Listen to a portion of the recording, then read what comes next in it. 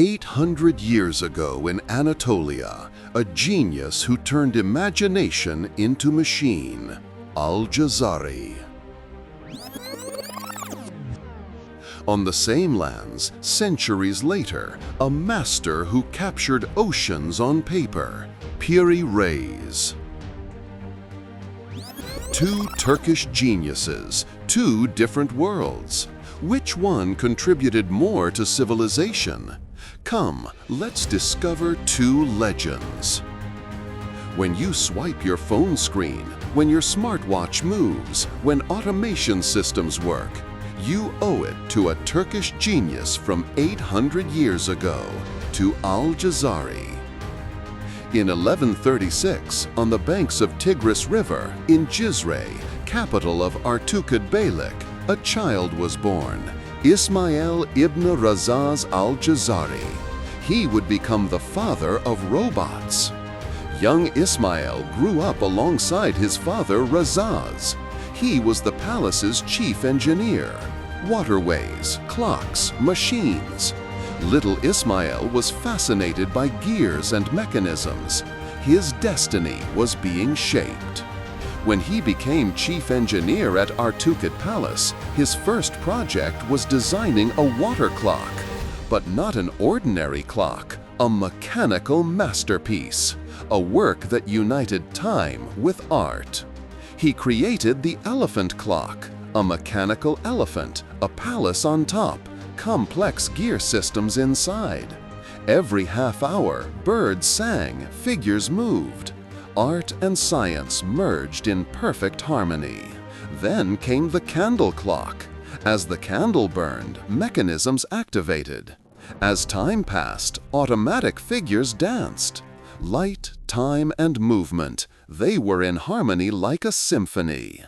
He designed music automatons, mechanical musicians, drum-playing robots, flute-playing figures, programmable music boxes.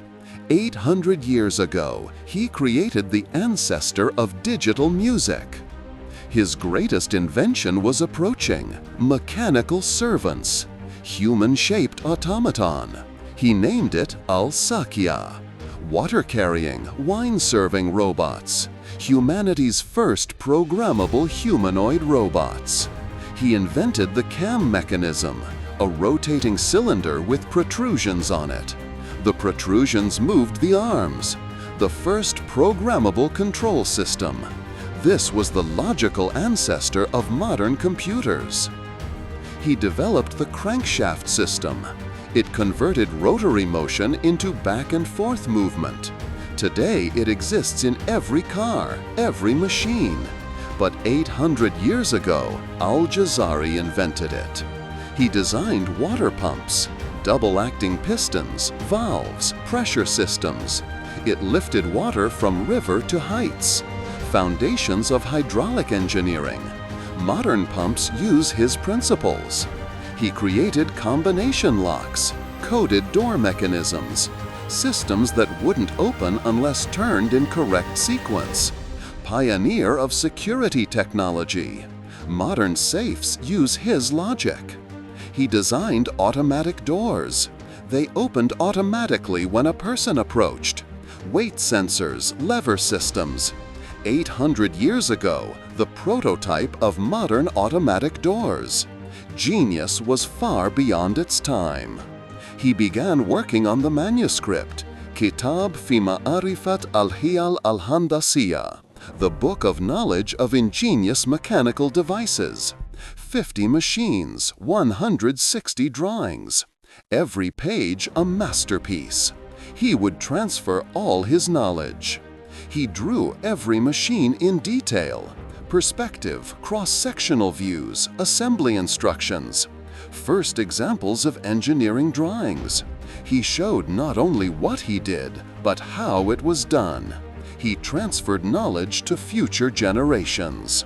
He created 6 categories: water clocks, water and wine serving vessels, bloodletting and ablution devices, music automatons, water lifting machines, various mechanical devices. Systematic organization. He used miniature art in every drawing. colorful, vibrant, detailed. Not just technical drawing, but artwork. Science and aesthetics, perfect synthesis. The pinnacle of Islamic mechanical tradition. By 1200, he had aged, but his mind was still sharp. He completed his life's final work. 65 years of accumulated knowledge was gathered in this book. His legacy was ready. Kitab fi Ma'arifat al-Hiyal al-Handasiya was completed. In 1206, in Cezeri, the Encyclopedia of Robotics and Automation. 160 illustrations, 50 inventions. It was gifted to humanity.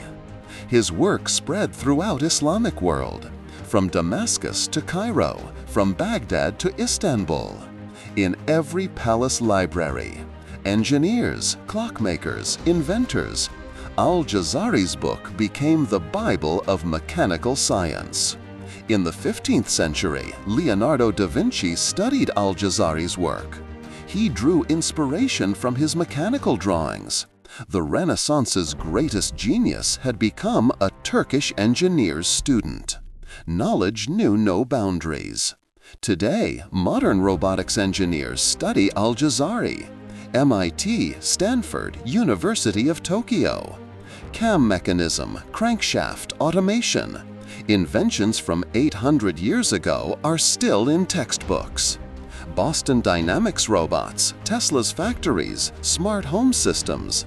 Al-Cezeri exists in the ancestry of them all. Programmable automation was born in Cezeri 800 years ago. Genius is not prisoner of time. Ismail ibn Razaz al-Cezeri, father of robots, pioneer of automation, master of mechanical engineering. From Cezeri to the world, an 800-year legacy. Every working machine carries his vision. In the 15th century, another Turkish genius was born on Ottoman lands to write an epic. Let us discover him. When you open GPS, use Google Maps, or navigate the seas, you owe it to 5 centuries ago, to an Ottoman genius, to Piri Reis. In 1465, a child was born in Gallipoli, the jewel of the Dardanelles, Ahmed Muhiddin Piri. Waves were his cradle, the sea would be his destiny. His uncle Kemal Reis was the Ottoman Empire's most famous sailor. Young Ahmed grew up on his ship. Sails, ropes, compass. Every Mediterranean wave taught him a lesson. At 18, he joined his first naval battle. Under Kemal Reis's command, against Venetian ships in the Mediterranean. Cannons roared. Young Piri was learning courage and strategy. He spent 20 years on the open seas, from Tunis to Egypt, from Crete to Rhodes. Every port was a book, every coastline a page. He was learning all the Mediterranean secrets. In 1513, the world had changed. Columbus had found a new continent. But maps were incomplete and wrong. Piri Reis decided he would redraw the world map. He collected 20 different maps, Columbus's original charts, Portuguese explorers' notes, ancient Greek maps from Alexandria. Every source was a clue. The great synthesis was beginning. He began drawing on gazelle skin, colored inks, gold leaf. Every coastline had been verified by his own observations. No one knew the Mediterranean like he did. The map was a work of art. He drew the American coasts, the Caribbean, South America, Brazil, Columbus's newly discovered lands. But there was something more on the map. In the south, an unknown continent. Antarctica. The 1513 map was completed. Not just a map, but a global vision. Atlantic Ocean, Americas, Africa, Europe, a quarter of the world on one hide. History was being written. He presented it to Sultan Selim I. The Sultan was amazed. This map was proof that the Ottoman Empire was a world power. Piri Reis was promoted, but his real work had just begun.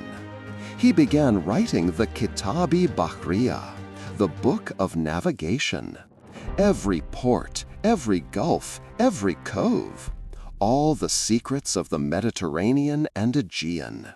It would become sailors' holy book. He drew 219 maps, every Mediterranean port, wind directions, currents, shallows, safe anchorages, practical knowledge, real experience, the pinnacle of nautical science.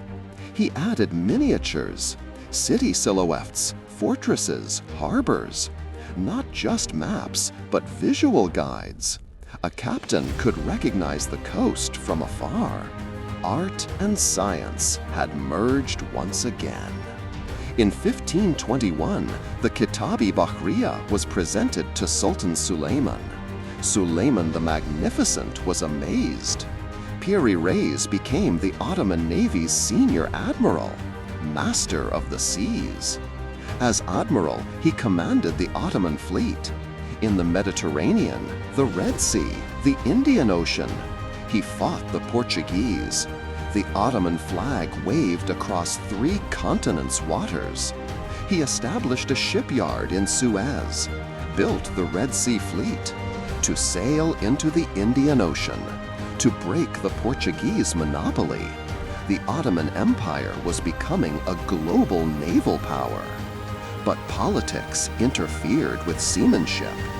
Disagreement with the governor of Basra, orders to withdraw from the Hormuz siege. The old admiral obeyed the order, but the consequences would be bitter. In 1553, he was executed in Cairo. He was 88 years old. The charge causing the Hormuz siege to fail. The Ottoman Empire's greatest navigator died unjustly. But his maps lived on, preserved in Topkapi Palace. The Kitab-i Bahriya was used for centuries.